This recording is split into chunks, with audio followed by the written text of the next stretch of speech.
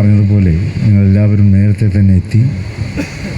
പ്രിയപ്പെട്ട ഷാഫി പറമ്പിലിൻ്റെ തെരഞ്ഞെടുപ്പ് വിജയത്തിന് വേണ്ടിയുള്ള പ്രവർത്തനങ്ങൾ ഓരോരുത്തരും അത് ഏറ്റെടുത്തിരിക്കുകയാണല്ലോ.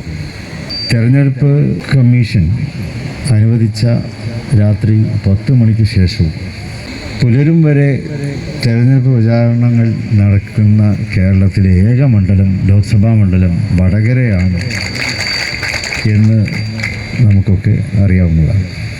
മുമ്പ് മഹാനായ CH മുഹമ്മദ് കോയ സാഹിബിൻ്റെ പ്രസംഗങ്ങൾ കാതോർക്കാനും അതിന് കാത്തിരിക്കാനും പാതിരാത്രിയിലും ആളുകൾ അതിനു വേണ്ടി തയ്യാറാകാറുണ്ട് എന്ന് നമ്മളൊക്കെ പറഞ്ഞു കേട്ടിട്ടുണ്ട്.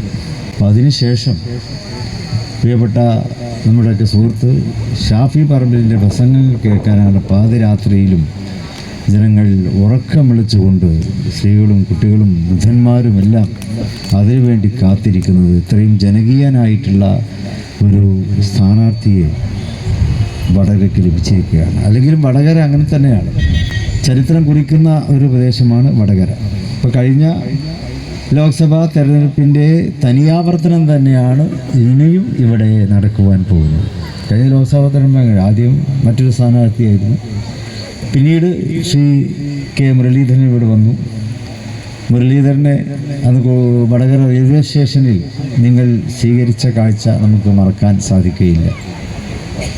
ഈ തവണയും അങ്ങനെ തന്നെയാണല്ലോ. ഇവിടെ മുരളീധരൻ തന്നെ മത്സരിക്കാമെന്ന് തീരുമാനിച്ചു. പക്ഷേ കോൺഗ്രസ് പുതിയ രാഷ്ട്രീയ സ്ട്രാറ്റജിയുടെ ഭാഗമായി ഇവിടെ പ്രിയപ്പെട്ട ഷാഫി പറമ്പിലിനെ നിയോഗിക്കുകയാണുണ്ടായത്. ഷാഫി പറമ്പിലിന് വടകര കൊടുത്ത വരവേൽപ്പും മുരളീധരന് കൊടുത്തതുപോലെ തന്നെ അതിൻ്റെ തനിയാവർത്തനമാണ്. മുരളീധരൻ ആ തെരഞ്ഞെടുപ്പിൽ നേടിയെടുത്ത ചരിത്ര വിജയം, ആ ചരിത്ര വിജയത്തിൻ്റെ തനിയാവർത്തനം തന്നെയാണ് ശ്രീ ഷാഫി പറമ്പിലും ഇവിടെ ഇൻഷാ അല്ലാഹ് ആവർത്തിക്കുവാൻ പോകുന്നത്. വടകരക്ക് എന്തോ ചില പ്രത്യേകതകളുണ്ട് എന്നുള്ളതാണ്. ആ പ്രത്യേകതകൾ അത് തന്നെയാണ് ഇവിടെയും ആവർത്തിക്കുവാൻ പോകുന്നത്.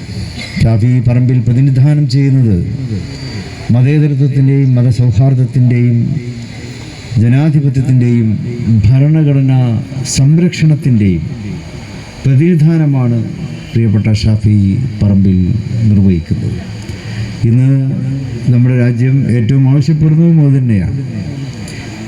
അകൽച്ചയുടെ രാഷ്ട്രീയം, വിദ്വേഷത്തിൻ്റെ രാഷ്ട്രീയം, ജനങ്ങളെ എങ്ങനെയെല്ലാം തമ്മിൽ അകറ്റാൻ സാധിക്കുമോ ആ നിലയിൽ അതിനുവേണ്ടി മാത്രം ഭരണകൂടത്തെ ഉപയോഗപ്പെടുത്തുന്ന ഒരു മന്ത്രിസഭയും ഒരു പ്രധാനമന്ത്രിയും സഹമന്ത്രിമാരുമാണ് ഇന്ന് കേന്ദ്രത്തിൽ ഭരണം നടത്തിക്കൊണ്ടിരിക്കുന്നത്.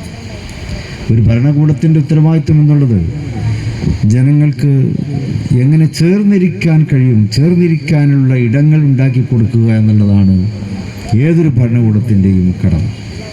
പക്ഷേ കഴിഞ്ഞ 10 വർഷമായി ഇന്ത്യ ഭരിച്ചുകൊണ്ടിരിക്കുന്നവർ ഇവിടെ നിന്നെല്ലാം പരസ്പരം അകറ്റുവാൻ സാധിക്കുമോ ആ അകൽച്ചയെയാണ് അവരൊക്കെ തന്നെ പ്രോത്സാഹിപ്പിച്ചു കൊണ്ടിരിക്കുന്നത്.